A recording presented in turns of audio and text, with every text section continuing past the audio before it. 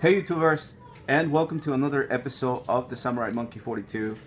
I am making this video to show you guys a little bit about Japanese swords, and in this video I'm going to show you guys two techniques that I've learned on how to install and put in the chuzo inside the fuki when you might have to change this part, or it might be broken and you have to replace it with another one.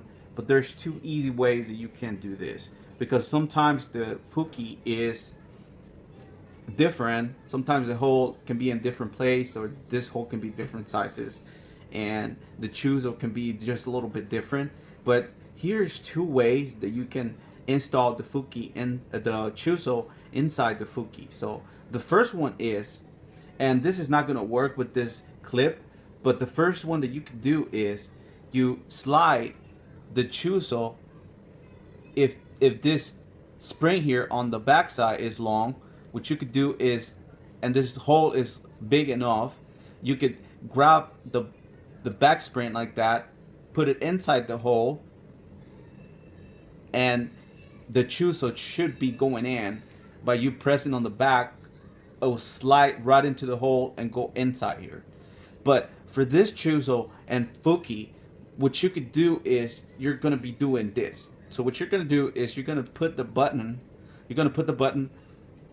in first, and then what you're gonna do is you're gonna push this back like this, and then insert the back spring on the fuki.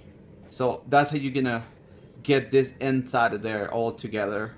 And obviously, those are just two techniques that you can do for this. They're all different. They might look the same to you, but they're all slightly different, because all the fittings for the swords are, even though they're almost identical and they sort of standard, then they're almost the same, but it's slightly different in size.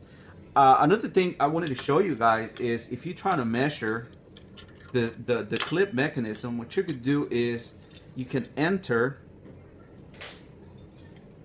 What you could do is you can enter the sword. You put all this parts together,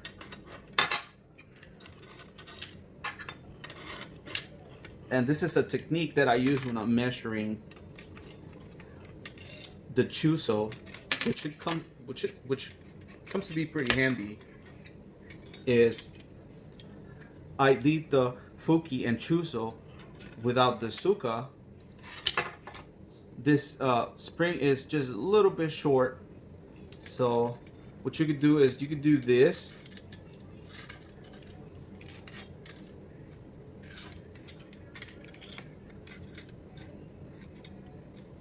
and without using the suka, you can measure these two components here. Even if the chuzo is not there, you can measure the release. So there, now the chuzo has clipped into the scabbard. This is a good way to measure if you need a new chuzo and you want to get those measurements. If you don't have the chuzo, you can use only the seppas and the suba all together like this, and you can measure with the fuki alone. You can do this, press it, and you should know from here to here what those measures are. So that's the end of this video. If you have any questions, just comment me down below. Thank you so much for watching on another video on Japanese swords. Thank you so much. Please subscribe, share, like my video. Have a good night.